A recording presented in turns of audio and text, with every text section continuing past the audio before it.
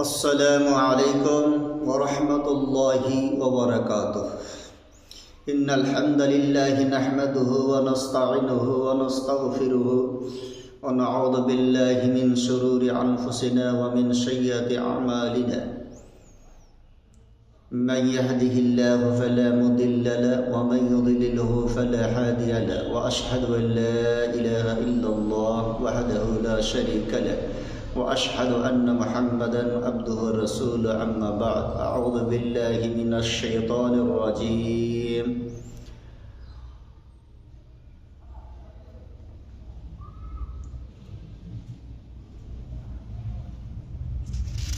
क़ाल रसूलुल्लाह सल्लल्लाहु अलैहि वसल्लम बिआइशा लौ कानल हयाउ रसूलन कान रसूलन सालिहन वलौ कानल फुहशु रसूलन लकान रसूलुन सू। प्रशंसा मात्र আল্লাহ সুবহানাহু ওয়া তাআলার জন্য, যে মহান আল্লাহ সুবহানাহু ওয়া তাআলা সমগ্র বিশাল জগতের মালিক। সেই মহান আল্লাহ সুবহানাহু ওয়া তাআলার সংক্ষিপ্ত আকারে প্রশংসা করি, সকলে বলি আলহামদুলিল্লাহ। অতঃপর বিশ্বনবী মুহাম্মদুর রাসূলুল্লাহ সাল্লাল্লাহু আলাইহি ওয়াসাল্লামের উপর শান্তির ধারা বর্ষণ হোক, আমিন। আল্লাহুম্মা সাল্লি আলাইহি ওয়া বারিক। প্রিয় সম্মানীয় উপস্থিতি, আজকে যে আলোচনা করব সেটি হচ্ছে লজ্জাশীল ইমানের অঙ্গ। সে বিষয়কে সামনে রেখে গুরুত্বপূর্ণ কিছু আলোচনা করার চেষ্টা করব ইনশাআল্লাহ, যদি মহান আল্লাহ সুবহানাহু ওয়া তাআলা আমাদের তৌফিক দেন। তাওয়াক্কালতু আলাইহি উনিব। প্রিয় সম্মানীয় উপস্থিতি, লজ্জাশীলতা এমন একটি জিনিস যার ভিতরে লজ্জা রয়েছে, হায়া রয়েছে। সে যে কোনো অপরাধ থেকে দূরে সরে থাকতে পারে, এবং যার ভিতরে লজ্জা নেই, লজ্জাশীলতা নেই, সে যে কোনো খারাপ কাজ যে যুক্ত হতে পারে, এটাই বাস্তব। এ বিষয়ে রাসূল সাল্লাল্লাহু আলাইহি ওয়াসাল্লাম হযরতে আয়েশা সিদ্দিকা রাদিয়াল্লাহু আনহাকে সম্বোধন করে বলছেন, হে আয়েশা, লজ্জাশীল যদি কোনো লোক হয়, লজ্জাশীল যদি কোনো লোক হয়, তাহলে সে হবে সৎ ব্যক্তি। লজ্জাশীল যদি কোনো লোক হয়, তাহলে সে হবে সৎ ব্যক্তি। আর অশ্লীলতা কোনো লোক হলে নিশ্চয় সে হবে নিকৃষ্ট লোক। সহিহ আত-তারগিব হাদিস নাম্বার 2631। অত্র হাদিস দ্বারা প্রতীয়মান হয় যে কোনো মানুষ যদি লজ্জাশীল হয়, তাহলে সে ব্যক্তি সৌভাগ্যবান, সে হবে সৎ ব্যক্তি। আর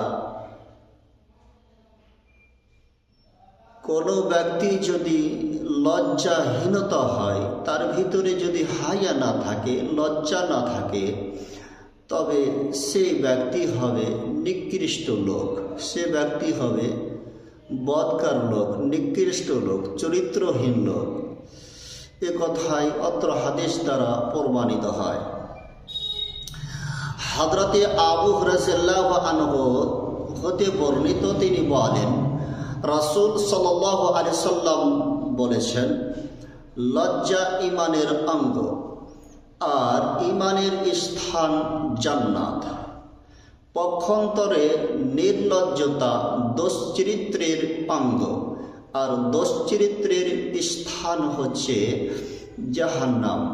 প্রিয় সম্মানীয় উপস্থিতি, অত্র হাদিস দ্বারা প্রতীয়মান হয়, অত্র হাদিস দ্বারা প্রমাণিত হয় যে লজ্জা লজ্জা হচ্ছে ইমানের অঙ্গ, আর ইমানের স্থান হচ্ছে কোথায়? জান্নাতে। ইমানের স্থান কোথায়? জান্নাতে। আর পক্ষান্তরে তার বিপরীতে নির্লজ্জতা হচ্ছে দোষ চরিত্রের অঙ্গ, নির্লজ্জতার অঙ্গ, বেহায়াপনার অঙ্গ। আর দোষ চরিত্রের স্থান কোথায়? জাহান্নাম। দোষ চরিত্রের স্থান কোথায়? জাহান্নাম। এ কথায় অত্র হাদিসের মধ্যে রাসূল সাল্লাল্লাহু আলাইহি সাল্লাম তিনি বলতে চাইছেন, অত্র হাদিসে এই কথাই প্রমাণিত হয়। হাদিস আহমদ, তিরমিজি, বাংলা অনুবাদ মিশকাত, হাদিস নম্বর 4856। عن ابن مسعود رضي الله عنه قال قال رسول الله صلى الله عليه وسلم إن ممن أدرك الناس من كلام النبوة الأولى إذا لم تستحي فاصنع ما شئت।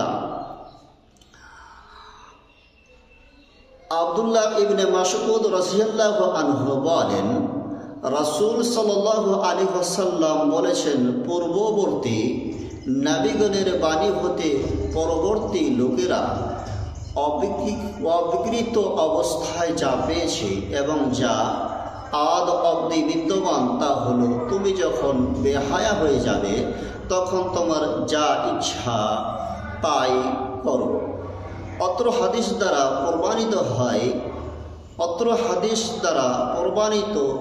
প্রতিমান হয় যে পূর্ববর্তী নবীগণের বাণী হতে পরবর্তী লোকেরা অবিকৃত অবস্থায় যা পেয়েছে এবং যা আদ অবধি বিদ্যমান, তা হলো তুমি যখন বেহায়া হয়ে যাবে তখন তোমার যা ইচ্ছা তাই করবে, যা ইচ্ছা তাই করবে। অত্র হাদিস দ্বারা প্রতিমান হয় যে একজন মানুষ সে পূর্ববর্তী নবীগণের এবং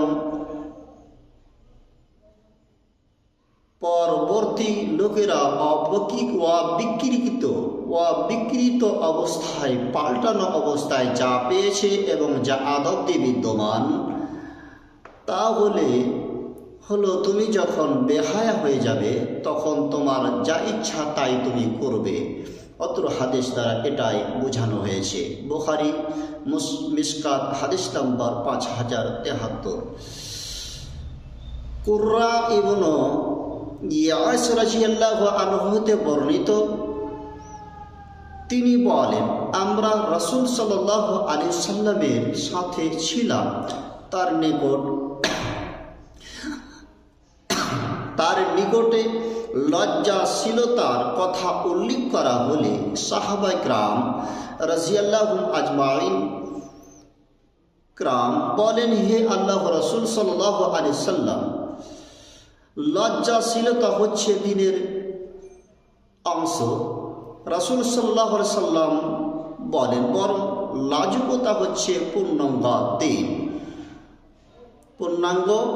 দিন।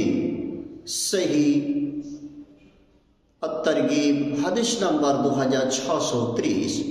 অত্র হাদিসে কুররা ইবনে ইয়াস রাদিয়াল্লাহু আনহু বলেন, আমরা রাসূল সাল্লাল্লাহু আলাইহি সাল্লামের সাথে ছিলাম। তিনি আমাদের লজ্জাশীলতার কথা উল্লেখ করা হলে সাহাবায়ে কেরাম রাসূল সাল্লাল্লাহু আলাইহি সাল্লাম তিনি আমাদের সামনে লজ্জাশীলতার কথা উল্লেখ করলেন। সাহাবায়ে কেরাম বললেন, হে আল্লাহর রাসূল, লজ্জাশীলতা হচ্ছে দ্বীনের অংশ। রাসূল সাল্লাল্লাহু আলাইহি সাল্লাম বললেন, না, বরং সেটা হচ্ছে লাজুকতা হচ্ছে পূর্ণাঙ্গ দিন, সসা গোটা দিনটা। যার ভিতরে লজ্জাশীলতা নেই, যার ভিতরে লাজুকতা নেই, তার ভিতরে অত্র হাদিস দ্বারা বোঝা যায় তার ভিতরে দিন নেই। তথা লজ্জাশীলতা, লাজুকতা হচ্ছে পূর্ণ দিন, গোটা দিন।